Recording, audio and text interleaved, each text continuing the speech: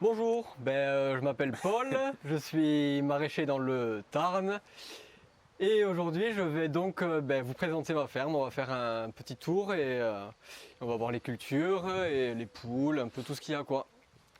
Let's go. En route. Allez, c'est parti. Tu nous montres quoi d'abord?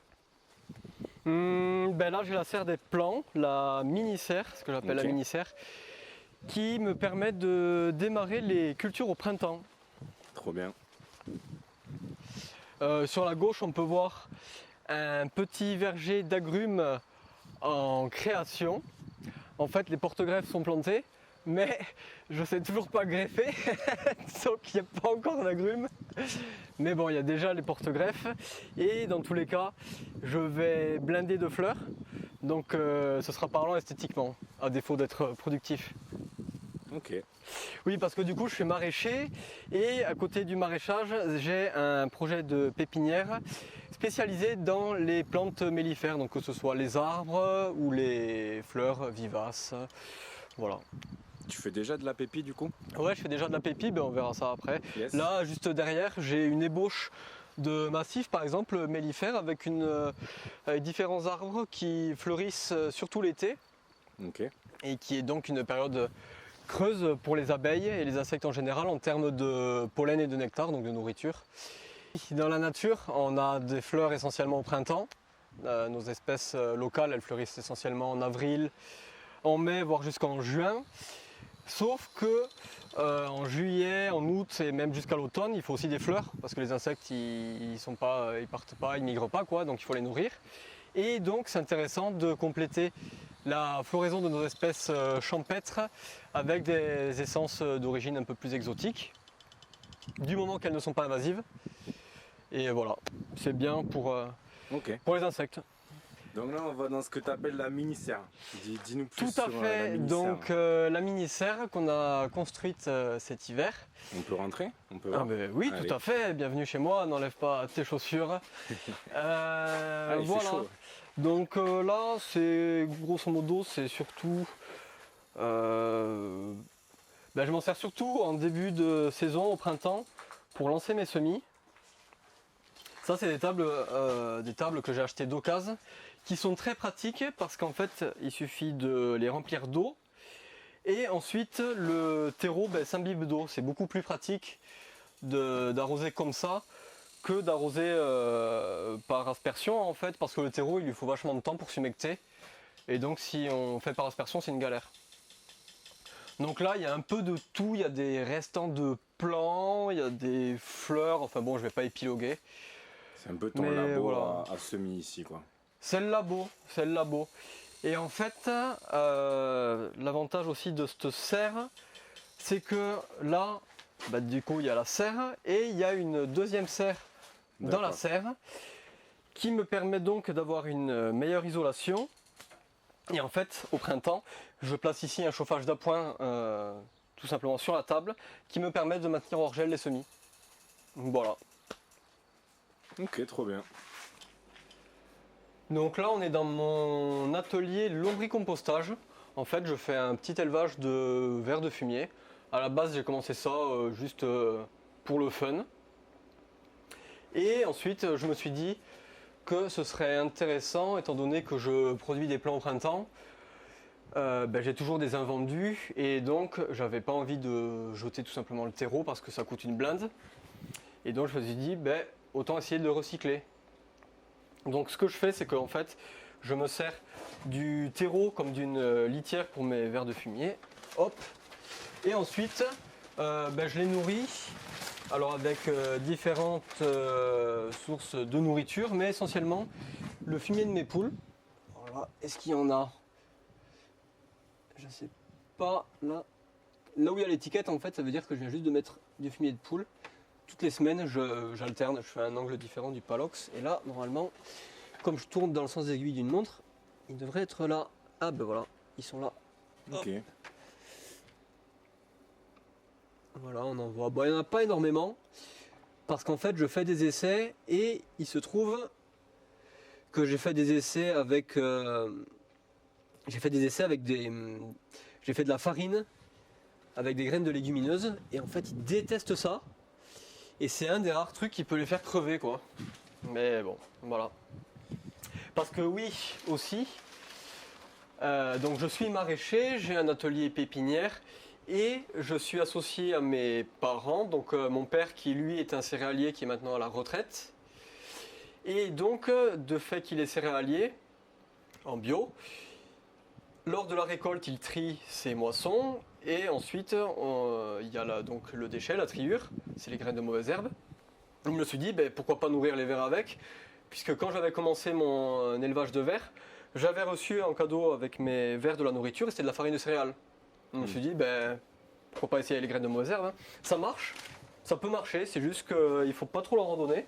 En même temps, il ne faut pas faire un apport trop conséquent d'un coup, mais ça marche aussi. Mais bon, là en ce moment, comme maintenant on a un élevage de poules, je les nourris avec le fumier de poule parce que ils préfèrent ça, tout simplement. Et puis j'ai pas de triure à dispo. Et peut-être tu l'as dit, mais tu le destines à quoi après ça? En fait, après, l'idée c'est de produire du lombricompost. Ok. Et le lombricompost, c'est un peu la pierre philosophale de l'amendement, quoi. C'est un peu le meilleur fertilisant qui soit, hein. Ok. Donc ça, tu le mets ensuite dans tes sur mes cultures maraîchères. Ok, d'accord. Ouais. Sachant que il y a aussi une autre raison pour laquelle j'ai plus beaucoup de vers, c'est que je récupère du fumier de cochon chez une éleveuse pas loin. Et en fait, ce fumier de cochon, je l'ai mis en andin et je l'ai tout simplement inoculé avec les vers parce que j'avais envie, tant qu'à faire, de faire directement le lombricompost sur place de façon passive sans en avoir à m'en occuper et ça me permettrait de faire des plus gros volumes, quoi. Ouais, trop bien. Et voilà. T'as tout ce qu'il faut. Est-ce que ça suffit à avoir tous tes amendements Non, du tout. Non, là, non. c'est vraiment juste c'est expérimental là. D'accord, ok. Et là, le volume que j'en tire serait dérisoire, hein. Ok. Après, franchement, pour une collectivité ou quoi, ou pour des, je sais pas, pour des résidences, le lombricompostage en palox, je pense que ce serait très envisageable. À mon avis, ce serait beaucoup mieux que le simple compostage classique où genre on met les déchets ménagers dans un composteur au fond du jardin, ça pourrit, après il n'y a plus que les rats qui vont y bouffer, on n'en fait rien. Pour moi, c'est pas un optimal, tandis que ça, c'en est un. Ok. Merci. Ici, c'est la zone de conditionnement. Donc voilà, il y a les caisses. Ici, c'est le quai de chargement. Le camion recule ici. Il y a une chambre froide. Au début, quand je m'étais installé, j'avais commencé sans chambre froide. Et puis finalement, j'en ai mis une parce que c'est quand même bien utile. Avec une exploitation qui prend un peu plus, qu'on qu'on traite des plus gros volumes de légumes, c'est mieux, quoi. Donc voilà, hein, une chambre froide avec Oui, ouais. donc des légumes. Des légumes. On s'y attendait pas. On s'y attendait pas, c'est surprenant, n'est-ce pas? Des courgettes, des salades, des haricots, enfin bref, tout ça, ça va. Peut-être qu'on en parlera après, mais tu pourras nous dire aussi comment tu vends. Je peux même le dire dès maintenant. Je vends sur un marché à Castelginest, c'est en périphérie toulousaine. Et je vends aussi à la ferme. On a construit un petit cabanon de vente. On ira la voir. Qu'on ira voir. Et il y a des clients en plus. Je ne sais pas s'ils voudront se faire filmer. Mais... Et après, je vends aussi à des magasins. Ça, c'est un peu... c'est annexe, c'est un peu anecdotique. Et je fournis aussi cette année une légumerie qui fournit, elle, ensuite les cantines scolaires. Okay. J'ai signé un contrat avec eux et ça se passe bien, c'est plutôt cool. Ok. Tu l'as pas dit, mais évidemment tu fais du maraîchage bio. Du coup, ça veut dire que les cantines sont bio aussi. Les cantines mangent du bio, ouais. Okay. Ouais, c'est ça. Du bio de chez Paul Boursier, quoi. Du bio de chez Paul Boursier. Tout à fait. T'es en bio, ouais. On l'a pas dit. Je suis maraîcher bio, du coup, ouais. Et voilà, installé depuis 5 ans. Là, c'est ma sixième année de maraîchage. Là, c'est un peu plus en fait un coin pépi, il y a beaucoup de boutures, donc de fleurs mellifères entre autres. Voilà, des murs, enfin il y a un peu de tout, quoi, en fait. Ça, c'est des arbres mellifères que j'ai achetés pour planter une haie. Parce que sur la pépite, tu as commencé un peu plus tard que le maraîchage. Ouais, c'est vraiment. En fait, j'ai commencé en tant que maraîcher parce que tout simplement, j'avais été formé en maraîchage. J'ai fait un BTS production horticole en alternance, ce qui m'a permis de travailler en parallèle chez des maraîchers qui n'étaient pas en bio, mais pour autant, c'était quand même très intéressant parce que les techniques sont les mêmes, à peu de choses près, et puis ils avaient quand même beaucoup de sérieux, donc c'était très intéressant. C'est ce qui me faisait défaut à l'époque, donc je ne regrette pas du tout d'avoir été sur une exploite pas bio, mais conséquente et sérieuse avec des bosseurs, quoi. C'était cool. Et pourquoi après tu as switché sur du bio du coup? J'ai switché sur du bio parce que tout simplement mon père était déjà en bio, et puis par conviction, je pense que c'est un peu générationnel. Je me voyais tout simplement pas utiliser des engrais chimiques parce que bon, je suis quand même passionné d'agronomie, quoi, et j'ai vraiment envie de trouver des alternatives tout simplement qui soient viables à long terme. Ok. On peut aller voir les poules. Allez, allons voir les petites poulettes.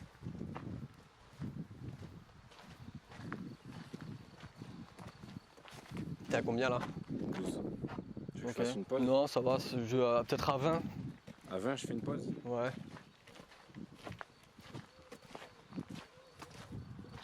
C'est bien là. Ouais, ça va, Ouais. tranquille. Hein. Tu reverras si tu as envie de couper certains bouts. Oui.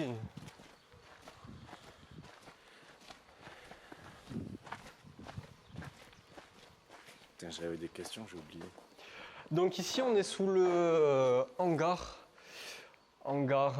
qui est plus dédié, bon, en fait dédié à tout, mais qui était surtout à la base voué à la partie céréale de l'exploite. Donc là-bas il y a des trieurs à céréales. Et puis là du coup on a le poulailler. Ah oui, parle-moi de ce poulailler. Yes. Un peu spécial ce poulailler. Un peu spécial, oui, un peu. Il est authentique, je ne sais pas comment dire, il est particulier. Poulailler qui est donc à l'abri du hangar, donc ça c'est sympa parce qu'on n'a pas eu à réfléchir à des matériaux qui soient waterproof, quoi. Et donc c'est sympa aussi pour collecter les œufs. Et voilà, c'est sympa tout court. Donc là en gros il y a les pondoirs, peut-être même qu'il y a du monde à l'ouvrage. Ah bah oui. Donc on a 110 poules, 110 poules pondeuses, sachant que les œufs c'est vraiment un produit hyper intéressant sur les marchés, ça se vend super bien. Et après, voilà, donc pour la collecte, c'est ma mère qui s'en occupe, elle passe comme ça là avec son petit chariot, puis elle ramasse les œufs, qu'on stocke ensuite ici, et puis voilà, et puis après, la particularité de ce poulailler, j'avais fait une vidéo dessus. T'as fait une vidéo déjà? Ouais. Ok. Ouais. On vous l'affiche la vidéo. On affiche la vidéo. Qui sait, peut-être poulailler qui me permettra de gagner le concours trucs et astuces organisé par la Chambre d'agriculture du Tarn. Je l'espère. Et donc, poulailler où mon père a conçu en fait un plancher roulant qui permet de le nettoyer, de collecter les fientes sans aller crapahuter à l'intérieur. Donc c'est un avantage. Il y en a qui veulent s'échapper. Mais non. Voilà, donc c'était un bricolage pour améliorer le confort, sachant que là c'est pas fini. On a mis du broyat en fait en bas parce qu'elle commençait à gratter partout et enfin bref, ça faisait n'importe quoi. Mais l'idée ce serait de mettre un petit treillis soudé là pour qu'elle puisse pas aller gratter la fiente et que donc elle ne compacte pas la fiente, parce que moi je me sers ensuite de la fiente, je la veux pure et sans litière pour pouvoir ensuite la passer dans le moulin à farine et nourrir les vers avec. Parce que si je mets la fiente si je nourris les vers directement avec de la fiente à l'état brut, c'est trop gros, ils vont dessus et ils font une overdose, ils meurent. Ok. Il faut que ce soit adapté à leur petite bouche, quoi. Donc tu es quand même dans une logique où tu réutilises. C'est un peu le principe de l'agriculture bio, il faut essayer de recycler au plus possible. Ouais, de pas amener d'autres intrants. Déjà oui, ce serait un idéal que je n'atteins pas, mais et surtout de valoriser au mieux la matière, hein. Parce que là potentiellement, il y a deux possibilités, soit on vend le grain des céréales, soit on les vend directement à la coop, soit on a l'option de les valoriser en les faisant passer via les poules qui nous donnent les œufs, puis via les vers qui nous donnent le lombricompost. Et si j'avais trop de vers, enfin bon, c'est pas, on en est loin, si j'avais trop de vers, les vers pourraient se refaire manger par les poules. Donc dans l'idée, c'est beaucoup plus stylé, quoi. C'est très beau. Économie circulaire. Économie circulaire. Comment on appelle ça? Un bon Voilà. buzzword. Voilà. Il faut en placer un peu quand même. Ouais. Là-bas, il y a le lac dont je me sers pour irriguer mes cultures. Et voilà, donc c'est une retenue collinaire qu'on alimente avec le ruisseau en hiver. Ok. Sachant que quand je me suis installé en maraîchage, en fait, ce qui a précipité mon installation, c'était le départ à la retraite d'un voisin céréalier qui nous proposait à mon père et moi ces terres en fermage. Et avec ces terres venait aussi la possibilité d'utiliser un très grand lac qui est situé plus haut. Et l'avantage assez cool avec ce grand lac, c'est que comme il est situé plus haut, on a juste à ouvrir la vanne en gros et l'eau vient par gravité ici et je peux remplir ce lac ou irriguer juste grâce à la gravité. Ouais, t'as pas besoin de pompe. Ça marche pour le goutte à goutte. Après, quand il faut arroser par aspersion, oui. Il faut quand même allumer la pompe. Mais t'as que du goutte à goutte de toute façon, non? J'ai les deux, on verra. Ouais. Et voici donc le parc des poules. Le parc à poules, ok. Qui fait un demi-hectare. On souhaitait qu'elles aient vraiment beaucoup de place pour avoir des œufs de très bonne qualité. Ben ouais, là, Voilà, et à l'avenir, je vais aussi y planter des arbres, donc des agrumes qui potentiellement ne seront jamais greffés. Et j'ai aussi des aziminiers. Et qu'est-ce que je vais y planter d'autre? Des arbres en fait, plein d'arbres pour leur faire de l'ombre. On a aussi fait une petite mare qui collecte les eaux du toit du hangar. Et à la base, on se disait, une mare pour les poules, est-ce que c'est approprié? Normalement, c'est plus pour les canards. Mais en fait, elles kiffent vachement. Elles adorent patauger au bord et, je sais pas, manger des trucs ou quoi. Elles kiffent. ok. Et c'est laquelle t'as préférée? Eh bien, mon préféré, c'est le petit coq. Il y a le grand coq et le petit coq. Le petit coq. En fait, il y a deux coqs. Et le problème, c'est que un coq pour 110 poules, il a beau être vaillant, ça fait un peu, c'est un peu just quoi. Donc le grand coq, c'est James Brown et on a pris Zizou pour l'assister à la tâche. Parce que le problème, c'est qu'il y a des poules qui sont frustrées sexuellement en fait. Genre le problème, c'est que je l'ai constaté le matin, quand le coq se réveille, il est chaud. Et donc il a envie d'en sauter quelques-unes, disons. Sauf qu'il a ses favorites en fait. Et il arrive sur des poules et les poules, forcément, elles sont toutes chaudes quoi. Alors elles sont toutes là. Ah, et il peut foncer sur des poules et ah non, pas elle. Pas elle en fait. Il a ses favorites. D'accord. Ça fait qu'il y en a, les pauvres quoi. Elles vivent une certaine misère sexuelle quoi. Je les plains. Ok. Donc voilà. Ok, donc ici c'est le stand de vente à la ferme. Voilà, donc on vend nos légumes le mardi et le vendredi. C'est donc aussi une vitrine pour les fleurs que je vends à la Pépi. Et donc c'est l'occasion pour moi d'assouvir mes pulsions de fleurs. Voilà. Donc là, les clients, ils viennent sous certaines heures et puis t'as des habitués quoi. C'est des clients. Ouais, c'est essentiellement des gens du coin. Non? Tu dirais que c'est quoi la part gens du coin? Un rayon de 10 km. Ouais. Voilà, sachant que maintenant ça tourne vraiment bien quoi. On a quoi? On a une vingtaine de clients par soir en moyenne. Oui, en plein été, ça peut monter à 25, 26. Ouais, sachant que c'est quand même saisonnier parce qu'on est ouvert de mai. On commence en avril avec. Ouais, non, on fait plus les plants. Mais on commence en mai donc avec les légumes de printemps et ça va jusqu'en décembre. En décembre, après j'arrête parce que au mois de janvier, je commercialise que sur le marché. Et après, de février jusqu'à avril et la vente de plants, et ben je fais une pause hivernale en fait. Voilà. Ok, donc là on arrive sur les parcelles maraîchères. Et donc ici il y a plusieurs trucs à voir. Le premier c'est ici. En fait tout le long du chemin là, j'ai planté des haies en 2020. Donc c'est des haies qui ont maintenant 3 ans.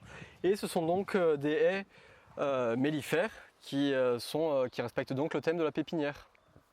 À côté de ça, ici j'ai des pieds-mères de fleurs vivaces.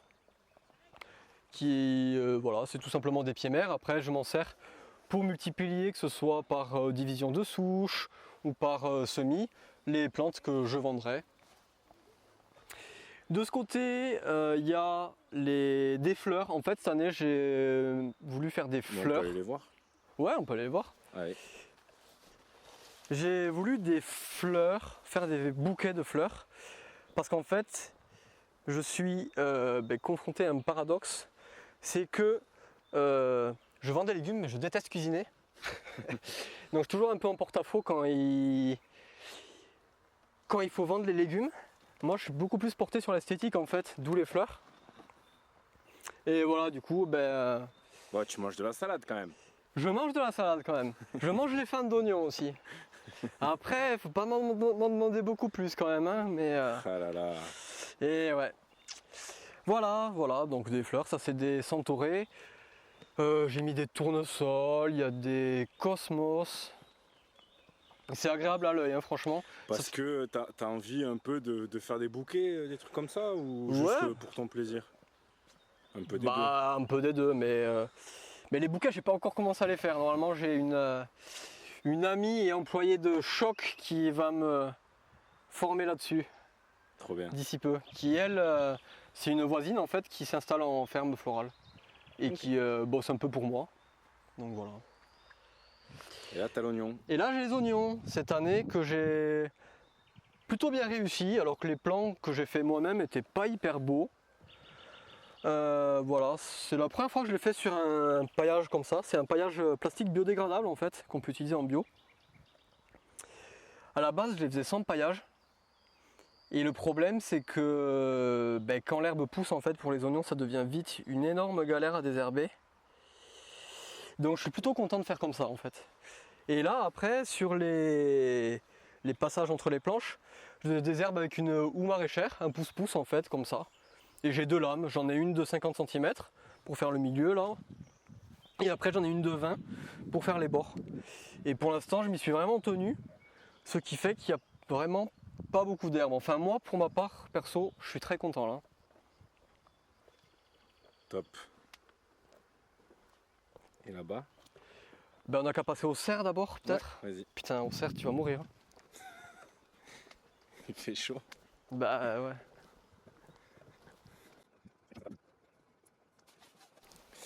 Et j'en profite pour te poser une autre question là sur la route. Tout à l'heure on a vu la cabane où tu vends. Tu nous as parlé de marché, tu nous as parlé d'une école. Tu dirais que c'est quoi d'une école, d'une légumerie. Tu dirais que c'est quoi la répartition à peu près? 40% la vente à la ferme, 40% le marché, 20% le reste. Ça c'était la distrie l'année dernière. Cette année peut-être que la légumerie ça va faire, je sais pas. En vrai je sais pas, mais en gros c'est ça la répartition. C'est quand même essentiellement de la vente directe. Hein. Ouais, c'est un peu ton but quoi. C'est un peu... Oui, c'est le but. C'est comme ça qu'on valorise le mieux les légumes. Hein. Parce que bon, oui c'est le but. Trop bien du coup. Mais ça a mis du temps ça. Ouais, la vente à la ferme, ça a mis du temps hein, au début. On faisait ça, c'était juste une table devant la maison de mes parents et c'était 2 clients par soir. Hein. du fait que j'étais pas connu et du fait que je débutais, j'avais pas grand chose à vendre, hein. Ça a mis du temps. C'est vraiment l'année dernière que ça a explosé la vente à la ferme. À cause de, tout simplement du fait qu'on commence à être connu et puis parce que je commence à mieux produire, hein, aussi. Voilà.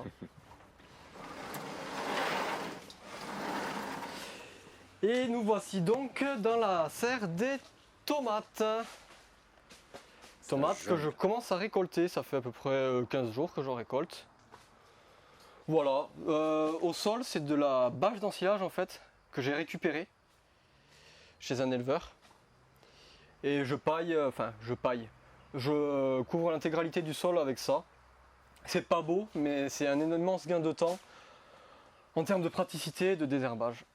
Voilà, c'est un compromis pour la performance, je dirais. Et voilà. Et là, c'est un système particulier ou, je sais pas, avec les ficelles là? C'est le système classique en maraîchage. Ok. Voilà, tu as des plants que tu fais pousser sur ce qu'on appelle une ficelle.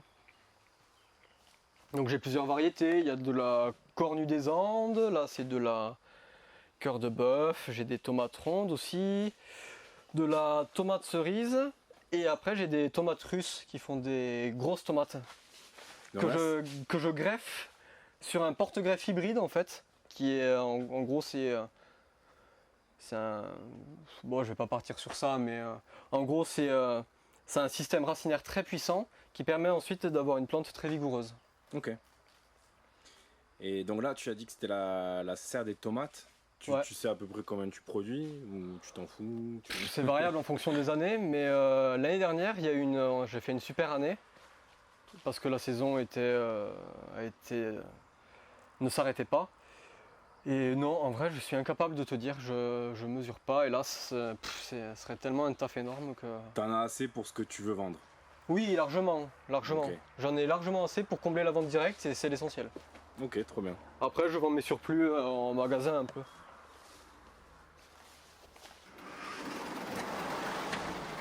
Donc là, c'était la première serre.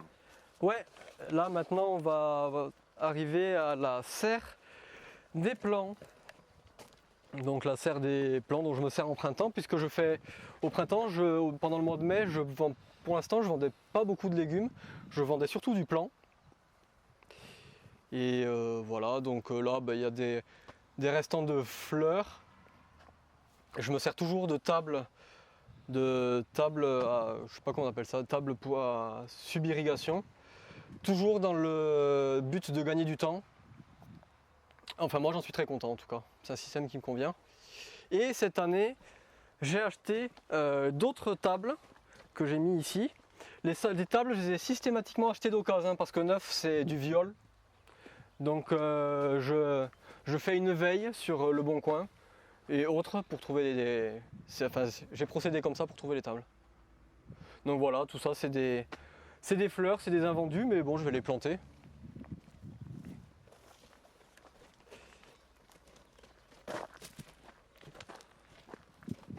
Donc en tout, tu as 4 serres. 5, 2 petites pour les plants et 3 grandes. Ok. Mais ça s'est fait petit à petit ou tu t'es installé comme ça? Ouais, au début j'avais que la grande et la petite des plants. La deuxième année j'ai monté celle-ci parce que quand je me suis installé, en fait j'ai été subventionné et pour l'achat de serres neuves, j'ai été subventionné à hauteur de 50%. Ça fait que les 2 grandes serres là, elles coûtaient 10 000 € chacune et j'en ai eu pour 10 000 €, j'en ai eu 2. Et les petites serres qui font 20 mètres par 6 coûtaient à l'époque 1 200 €. Maintenant elles en coûtent, 2006, un truc comme ça. Sachant que, tu te rappelles la mini-serre qu'on a vue en haut? À la base j'avais acheté une serre de jardin à 3 fois de merde sur internet qui m'avait coûté 1000 balles, le même prix que ça. Ah ouais. Et alors que c'était un calvaire quoi, ça tenait pas. Je me rappelle au moment même où on l'a monté, il y a eu du vent, les plaques en je sais pas quoi là en plastoc elles sont barrées, c'était calamité. Parfois il faut mieux faire des devis chez des professionnels pour acheter des grands arceaux comme ça et acheter ensuite du plastique que s'emmerder avec des babioles sur internet quoi. Voilà, donc là c'est la deuxième serre à tomates. C'est la deuxième série de tomates qui entrera en production, je pense à partir de la fin août environ, je dirais. J'ai pas fini de planter parce que je suis un peu à la bourre. Mais il n'y a rien de. C'est exactement comme dans la première serre. Parce que tu décales les semis pour en avoir sur une plus longue période, c'est ça? C'est ça. Ok. Ça me permet d'assurer mes arrières si j'ai un quick avec ma première série. J'ai jamais réussi à une tomate que je plante en mars, donc une tomate précoce, j'ai jamais réussi à la faire durer jusqu'en septembre, octobre. Quoi. Ok. Et tu les arroses? Je les arrose au goutte à goutte. Au goutte à goutte, ouais. Pourquoi Surtout- le goutte à goutte? Et bien en fait les tomates, il faut surtout pas les arroser via aspersion, il faut pas mouiller le feuillage. Parce que la tomate est très sensible aux maladies du feuillage. Et très sensible à l'humidité sur les feuilles. Ok.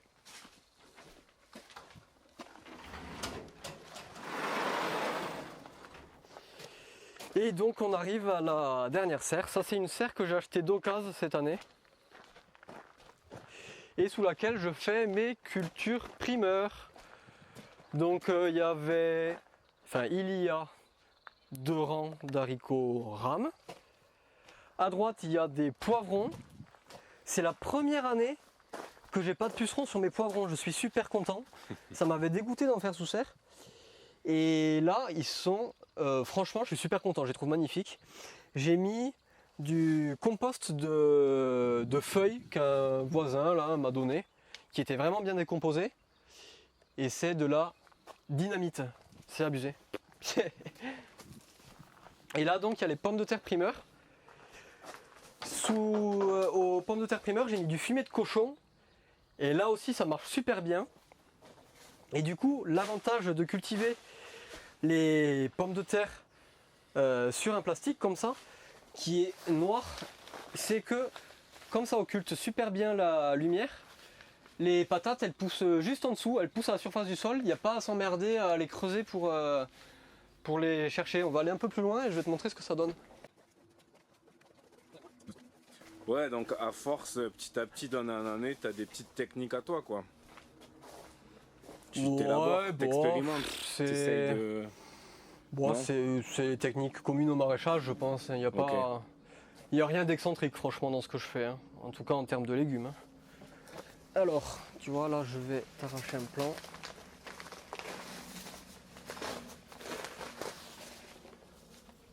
Hop.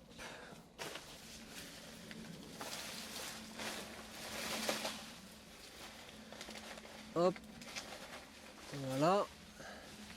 Et là, tu vois, ben, on les voit à travers le trou. Ouais. T'es massa, gros. En vrai, elles sont belles, hein. Je sais pas si tu... Enfin, moi, en tout cas, c'est la première fois que je réussis des pommes de terre primeurs comme ça. Hop. Et tu vois, il n'y a pas à s'emmerder, elles sont juste en dessous. Normalement, les pommes de terre, c'est enfoui dans la terre, tu galères. Ouais. Donc ça, c'est vraiment... Comme quoi, il faut pas toujours diaboliser le plastique, hein, parce que des fois, même... Surtout là, c'est de la récup en plus. C'est de la récup et Donc puis... tu l'achètes à la rigueur, bon ben pourquoi pas, je veux bien, mais là c'est de la récup, donc c'est vraiment juste une seconde vie pour un plastique à être jeté. Et en parlant de plastique, ce plastique-là, tu le récupères, tu le réutilises d'année en année? Ou non, c'est trop Oui, galère? dans Si. oui, jusqu'à ce que Jusqu'à que qu'il ça soit soit trop troué. flingué quoi. Ok. Voilà, ben maintenant on n'a qu'à aller voir les pommes de terre dehors. Et donc là, ben, on est devant les pommes de terre. Pommes de terre dont je suis aussi très content cette année, franchement. Là, le printemps comme on a, avec ici dans le Tarn du moins, de la pluie mais sans trop, pas trop de chaleur, c'est beaucoup mieux que l'année dernière. L'année dernière, où il a fait hyper chaud, c'était non seulement insupportable pour travailler, et les cultures étaient beaucoup moins belles, hein. Les plantes souffraient. Donc là, on est devant mes pommes de terre et j'ai jamais eu d'aussi belles pommes de terre. C'est peut-être juste des pommes de terre normales, mais en tout cas, moi, je suis super content. Il y a un peu d'herbe sur le rang, mais c'est pareil. Pour l'instant, je suis content de mon désherbage. J'ai quand même bien tenu le truc globalement. Ça fait de la surface, là. Hein. Ben ouais, je sais pas combien il y a. Doit bien avoir 1500 mètres carrés ou 2000. Non, 1500. Je sais pas, je sais plus. Faire des frites. Frites à gogo. Quoi faire là? Si t'avais une recette de pommes de terre à... En vrai, quand je suis au marché et que les gens, les clients me donnent des recettes de cuisine, je suis là, ah, Dis pas tous les secrets, dis pas tous les secrets. qu'est-ce que tu veux, c'est... Un jour, tu te les notes, c'est ça? Mais oui, mais Voilà, bien sûr, je les tu note les dans mon notes. esprit, elles sont là, dans mon Voilà, inconscient, elles sont voilà, c'est parfaitement ancrées. Ah, bah il y a déjà des petites pommes de terre. Voilà, bah c'est cool. Hein. J'espère qu'elles deviendront grosses, bien dodues. Hop. Hop, alors là on est devant une haie mellifère encore. Là c'est une haie qui fleurit bleu tout l'été. J'ai fait un mix d'essences qui fleurissent bleu mauve et avec du jaune plutôt sur le printemps. Voilà. Rien à ajouter. C'est très beau. Sachant que là, le champ, je le trouve quand même franchement vide. Et c'est très frustrant esthétiquement parlant. Et voilà, donc là, en fait, j'en peux plus. Je vais planter des haies, pas partout, mais je vais planter un bon paquet de haies. Et non seulement je vais planter des haies, mais je vais aussi planter des bandes fleuries autour. Et bah écoute, tu reviendras voir ça. Hein. Ouais, avec plaisir. Et donc voilà, donc avec les haies, à chaque fois j'essaye des mélanges différents. Je vais essayer des mélanges différents qui ont un aspect visuel ou qui fleurissent à des périodes différentes. C'est le fameux claque-doigt. Yes. Marrant. Ici à droite, il y a les courges, il y a les potimarrons, les butternuts qu'on a semés directement. Et voilà, c'est vraiment cool parce que de la façon dont on s'y prend, eh ben, ça prend vraiment très peu de temps. On les sème avec le semoir. Avec cet outil qu'il y a là, on passe entre les rangs pour désherber une ou deux fois. Après, moi, je passe sur le rang avec mon pouce-pouce, tchic, comme ça, là, hop, juste une fois. Et puis après, il n'y a plus qu'à arroser et puis récolter. Tu fais tout le champ là avec ton truc? Ouais, mais en vrai, il n'y a pas tant de rangs que ça. Hein. Tu vois, là, c'est là, comme ça, 1, 2, c'est juste sur le rang. Alors, tu vois, je passe, hop, je lève, tchac. Ok. Enfin, non, franchement, ça prend pas tant de temps que ça. Mais ça prend quand même du temps parce que le maraîchage c'est quand même un boulot où faut pas se leurrer. On bosse comme des narvalitos.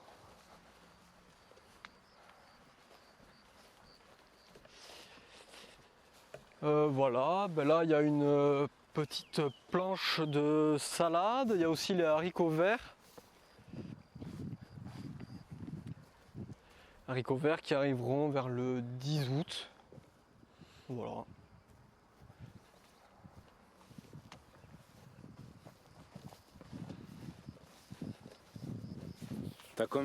T'exploites combien de surface là?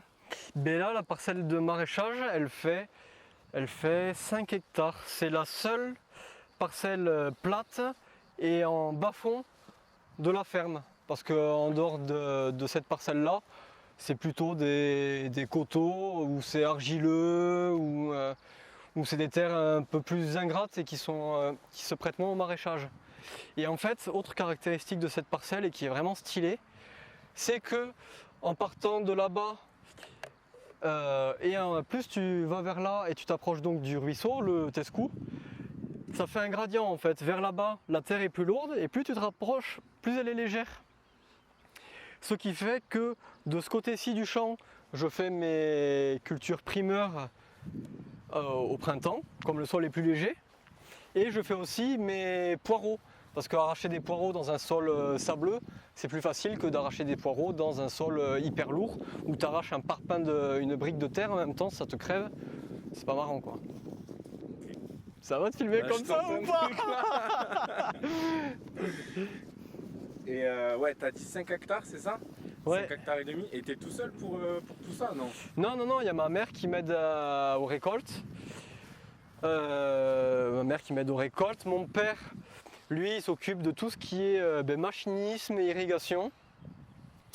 Et après, j'ai de la main-d'œuvre saisonnière aussi, qui heureusement est là, est disponible, parce que sinon, tout seul, non, je pourrais pas, hein, ce serait impossible.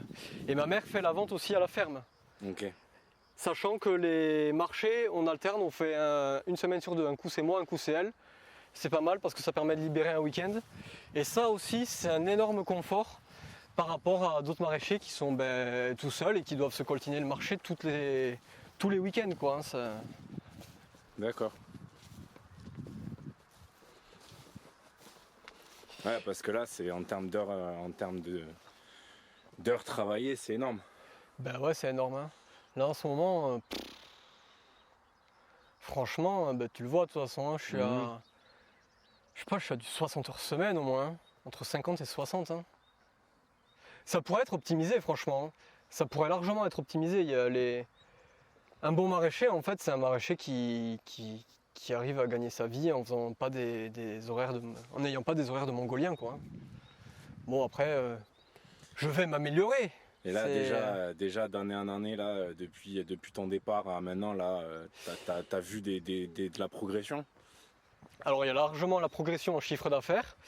Au début, je faisais quand même peut-être moins d'heures, mais parce que j'étais jeune, que c'était un gros truc quand même pour moi, et donc, je sais pas, ça faisait beaucoup de trucs, donc, je sais pas, j'étais peut-être stressé. Bah oui, j'étais stressé, et puis j'étais plus facilement fatigué, je dirais, tandis que maintenant, il y a beaucoup de choses qui sont devenues routinières, et qui donc me fatiguent moins mentalement, quoi. T'as l'expérience? Bah l'expérience, hein, tout simplement. Ici, c'est les patates douces. Les patates douces, j'en ai fait un paquet, parce qu'en fait, dans le coin, il n'y a pas beaucoup de producteurs qui en font, et c'est rare que en fait, les magasins, ils n'en trouvent pas en local.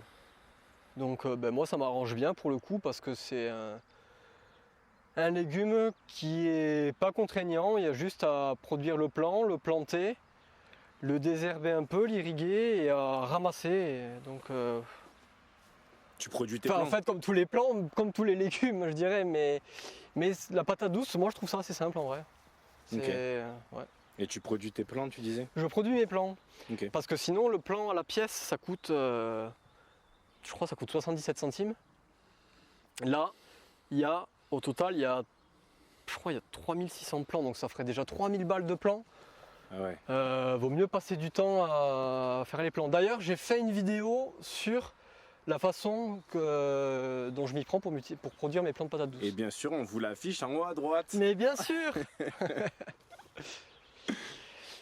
Voilà, et là à droite, il y a mes cultures primeurs.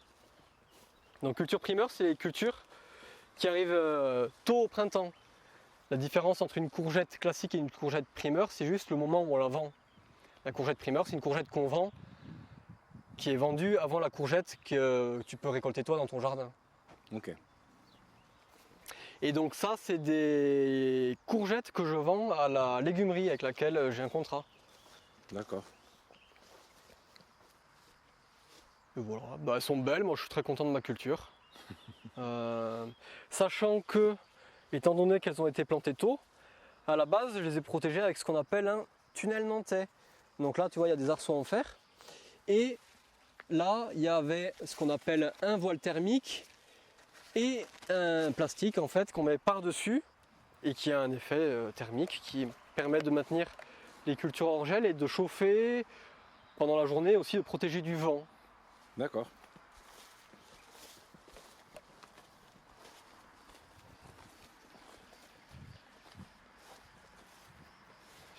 Et voilà, et là il y a des salades. C'est la première fois que je produis autant de salades. Ça m'a un peu fait bader au début. Mais voilà, pour l'instant j'arrive à la vendre bien, donc c'est cool. J'espère que ça va durer. En tout cas, au point de vue sanitaire, elle était impeccable. C'est ça l'avantage que j'ai ici, c'est que comme j'ai beaucoup de surface, je peux faire des rotations longues. Tu vois ce que c'est une rotation ou pas? Non, tu peux expliquer un peu peut-être? En gros, disons que si je plantais toujours des salades au même endroit, je pourrais avoir plus facilement des problèmes de maladies sur la culture, maladies ou ravageurs. Et donc en ne les plantant jamais au même endroit, ou presque, je diminue beaucoup le facteur risque en fait, voilà, de maladie. Et là à côté, j'ai des arbres et des arbustes que je viens de planter avant-hier. Donc ça en fait c'est le petit côté pépi. J'ai pas encore fini de planter mais... Et ça c'est des arbres ensuite que je vais vendre via mon site internet. Qu'on mettra en description. Voilà. Et donc des arbres et des arbustes mellifères qui attirent les abeilles et les insectes. Bah t'as quelques ruches mais c'est pas à toi. Yes, c'est les ruches de mon oncle ici. Et là-bas, il y a les ruches d'une apicultrice. Et franchement, c'est impeccable pour les courgettes. Parce que les courgettes, c'est un légume qui a besoin d'être fécondé pour que le fruit se forme. Et donc, en ayant beaucoup d'abeilles autour, et c'est mieux pour la production. Ouais, j'avais une petite question. Donc là, tu nous as fait le tour de la ferme et tout. Très cool, merci. Tu vois quoi pour le futur en termes de développement? Est-ce que tu as envie déjà d'agrandir, de développer Ce qui serait bien, déjà, c'est la viabilité économique. Parce que là, ce qu'il faut savoir, c'est que sur l'exploit, on est 3 à bosser. Il y a quand même mon père, ma mère et moi. Mais on tire que 2 salaires. Ma mère se prend 1005, je prends 1005. Et heureusement que mon père est retraité. Il touche la retraite à côté. Donc c'est clair qu'au vu du volume de travail, le rendement, le revenu horaire, c'est pas du tout ça. Mais bon, en contrepartie aussi, je sais pourquoi je fais ça. Quand je faisais mes études, moi à la base, j'aurais plutôt aimé être ingénieur agronome ou faire de l'expérimentation en fait, juste faire des expériences. Mais j'ai vite vu que le salariat ça allait pas être fait pour moi et j'ai su aussi via des gens qui avaient fait des études d'ingénieur agronome que c'était déjà de 1 c'était assez bouché et que 2 dans tous les cas j'allais devoir faire des trucs qui me seraient semblés abjects, donc ils m'auraient fait péter les plombs. Et donc ouais, j'aimerais déjà gagner mieux ma vie. avec ce que tu as? Donc optimiser. Optimiser, il y a largement de quoi optimiser. Voilà. Et donc, si je gagnais mieux ma vie, je pourrais gagner mieux ma vie, gagner plus d'argent et donc travailler moins, un peu moins. Ça va que c'est ma passion et que je suis jeune, mais bon, voilà. Et donc en termes de projection, certes il y a le maraîchage, mais il y a aussi la pépi. Et donc si la pépi ça gaze, moi ça me dérange pas de réduire un peu le maraîchage, hein, franchement. C'est ça que j'adore dans ma vie en fait, c'est que c'est la liberté entrepreneuriale. Je peux gagner ma vie, j'ai le choix de gagner ma vie en faisant ce qui me plaît. C'était l'essentiel pour moi. Et après, l'objectif dans un second temps, c'est de gagner sa vie le plus correctement possible. Oui, bien sûr. Donc actuellement, tu te considères quand même satisfait et libre, même s'il y a encore une courbe de progression. Oui, bien sûr. D'autant plus que maintenant, avec l'expérience, c'est quand même énormément de... Il y a du stress, hein.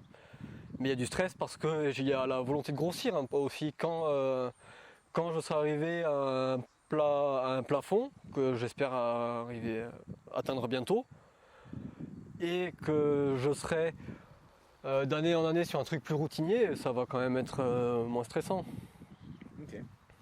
Ce qui est stressant vraiment surtout c'est les tomates, hein, parce que ça fait vraiment, ça c'est la culture, enfin moi en tout cas pour moi c'est la culture qui me fait stresser de ouf quoi. Le reste globalement ça va. Le reste tu maîtrises un peu, c'est moins variable. Mm. Donc tu t'es installé ça me fait penser à autre chose, donc tu t'es installé il y a 5 ans. Du coup je pense que tu as pas mal d'expérience. Est-ce que déjà tu peux partager quelques conseils cibles vu ton expérience et faire un petit retour pour des gens qui voudraient s'installer? C'est hyper dur, bonne chance. Moi, je me serais pas installé s'il n'y avait pas eu mes parents en fait, hein. Parce que si on s'installe seul, soit on est une machine de guerre, on est hyper complet, on gère l'administratif, la partie culture, la partie machinisme, mais ça, félicitations à celui qui arrive à faire tout ça. Soit on est associé, on est aidé, et dans ce cas-là ça peut marcher. Soit on est tout seul et on n'a pas un profil complet, et de toute façon quand on s'installe, c'est obligé qu'on fasse des cagades. Et dans ce cas, on va vivre pendant longtemps d'amour et d'eau fraîche. Ouais. Donc il faut... mais en général, les gens qui ont pour but de s'installer en maraîchage, c'est pas des gens qui ont particulièrement l'appât du gain. Moi perso, j'ai quand même envie de gagner un peu d'argent. Ouais, bien sûr. Et tu dirais que quand tu t'es installé, tu as eu des désillusions un peu ou tu t'attendais à ça? En fait, je m'attendais à rien. Je m'attendais à rien parce que je savais pas où j'allais, hein. Parce que bon, je me suis installé, j'avais 23 ans. Et moi, ce que j'aimais juste, c'est faire pousser des plantes. J'aimais faire pousser des plantes. Je voulais gagner ma vie en faisant pousser des plantes.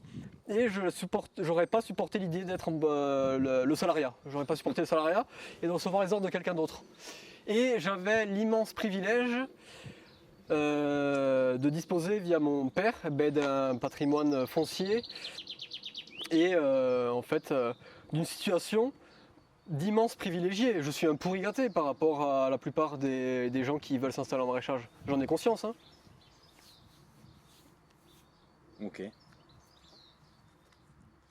Ok, bon, tu as déjà donné quelques conseils, mais de tes 5 années d'expérience, est-ce que tu aurais des grandes leçons à partager? Des choses vraiment que tu as apprises et que tu... Je pense qu'il y a un schéma classique qui est assez répétitif chez les gens qui s'installent. En tout cas, moi, c'est celui qui est valable pour moi, c'est qu'on commence toujours idéaliste et sans pragmatisme. Ça fait qu'on débarque avec beaucoup de convictions, d'idéologie qui verserait presque dans la religion, en termes de pratiques agronomiques, par exemple, ne pas utiliser de variétés hybrides, ne pas utiliser de paillage biodégradable. Moi, tu m'aurais demandé il y a 5 ans, quoi, moi, utiliser du paillage biodégradable? Jamais! Des variétés hybrides? Jamais! Travailler le sol? Jamais! Tu vois, genre c'était mort. Mais à un moment donné, tu as la réalité des faits. Et donc, surtout quand on s'installe, il faut avoir ce recul-là, je pense, de bon, ok, je débarque dans un truc, je pipe rien, donc il faut pas débarquer, je suis Jésus-Christ, quoi. Enfin, je sais pas comment dire, Ça serait l'humilité et l'ouverture d'esprit. Et oui, mais le problème, c'est que l'humilité, ouverture d'esprit, ouverture à des trucs qui te plaisent pas forcément dans l'idée, mais qui sont performants économiquement, qui ont fait leurs preuves. Mais est-ce qu'on peut éviter? Est-ce que je crois pas qu'on puisse éviter ce schéma-là, hein. Et donc, le truc, c'est que, moi, en tout cas, que je vis actuellement, c'est que j'ai démarré idéaliste impertinent. Je suis devenu pragmatique. J'espère autant que possible pertinent et j'ai mis les idéaux de côté. Et l'idée, ce serait de revenir au stade idéaliste mais pertinent. Et j'essaye d'aller vers ça via le lombricompost, via toutes les expérimentations que je fais et que de toute façon les maraîchers font en général parce que c'est un boulot, franchement, sans conviction, c'est... Oui. C'est rare aussi que tu es obligé d'avoir des convictions, mais tu es quand même obligé ça va avec. D'avoir la performance. Donc toi, ton conseil, si je le résume, ça serait les gars, faites quelque chose, arrivez à produire et après vous rapprocherez de vos idéaux. Vaut mieux commencer pragmatique qu'idéaliste. Ouais. Ok. Et mettre un peu ces convictions de côté, ça fait gagner du temps, de l'argent. Après, est-ce que ça fait vraiment gagner du temps? Dans tous les cas, les expériences, il faut les faire, mais moi je conseille ça, hein. Enfin, je conseille ça. Je me dis que ce serait peut-être mieux, en vrai, j'en sais rien. Et puis le mot de la fin, vive les fleurs, vive les fleurs. Et je vais jamais m'arrêter de planter des fleurs. Et la prochaine fois que tu viens, il y aura des fleurs partout. Voilà. Ça me frustre à chaque fois que je plante des fleurs. Ça m'enlève une épine du corps. Et là, voilà, c'est ce qui globalement, je trouve, manque à ma ferme. Je suis pas satisfait esthétiquement, et moi, c'est une satisfaction surtout esthétique que je cherche via le fait d'avoir des cultures qui sont belles et donc productives, mais aussi un cadre que je veux beau, quoi, et qui pour l'instant ne me convient pas encore. Parce que bon, ben, c'est aussi que j'ai débarqué d'un champ vierge, et vouloir planter des fleurs partout, c'est bien, mais quand je me suis installé, j'ai planté 1 km de haies en pleine période Covid, et quand tu plantes 1 km de haies à 2 ou à 3, ben, tu le sens le kilomètre, hein. Donc il y a le côté vouloir et il y a le côté logistique d'un autre côté, et maintenant, avec le recul que j'ai, je pense que je vais pouvoir faire du sale niveau fleurs, quoi. Trop bien. Donc prochaine vidéo, on est envahi de fleurs. Yes, on Allez. est envahi de fleurs. Nickel. Il neige des fleurs. Parfait. On finit sur ça.